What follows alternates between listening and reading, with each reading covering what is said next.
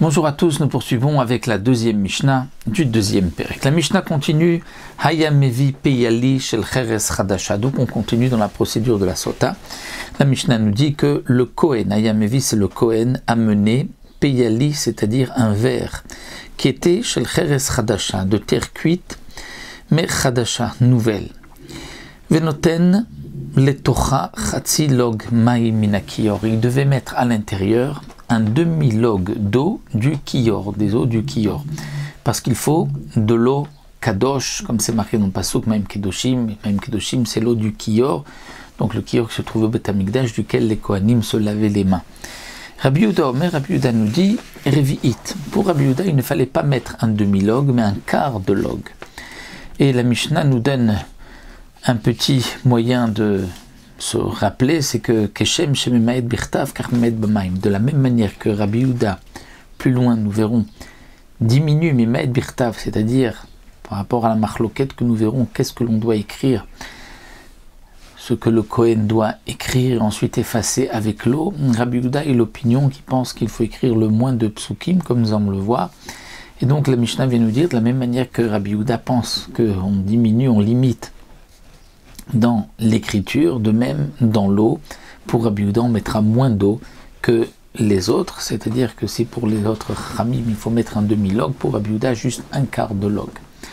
Ensuite la Mishnah continue, nous dit Nichnas la Echal, le Kohen rentre dans le Echal, donc à l'intérieur du Beth Amikdash, Ufana limino, il se tourne vers la droite. À sa droite, Umakom Ayasham, il y avait un endroit là-bas, Amal Ama, d'une Ama sur une Ama, d'une coudée sur une coudée, et Tavla Shel Shaish. Il y avait une Tavla, donc une plaque de marbre, en vérité c'était une des dalles qui était Vetabat Aitakvaba, qui avait un anneau qui était fixé sur cette dalle, et ainsi on pouvait la lever. Ukshu Magbea, et lorsqu'il levait cette dalle, donc du sol du Beth Amikdash, notait la farm mitartea, il prenait de la terre qui se trouvait en dessous, venoten, et il mettait sur cette eau.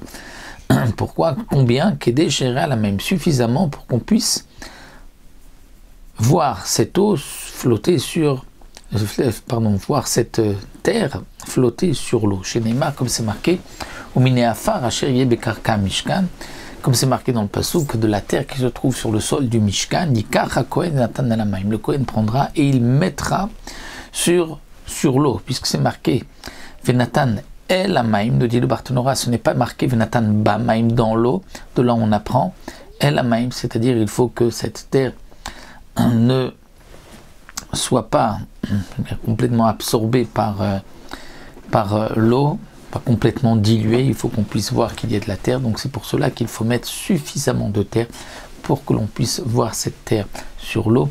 Donc ici, la Mishnah nous explique donc cette eau que le Kohen va préparer pour ensuite effacer avec ce qu'il va écrire avec de l'encre, comme nous le verrons dans les Mishnayot suivantes. Donc c'est donc de l'eau qui provient du Kior, et il doit prendre de la terre qui provient du Echal du Beth Amikdash même, comme le Echal était recouvert de dalles sur le sol, dalles de pierre, de marbre, donc il fallait qu'il y en ait une que l'on puisse soulever facilement pour prendre de la terre en dessous pour mettre sur cette eau. Là on poursuivra Bezrat Hashem avec la suite dans la prochaine Mishnah.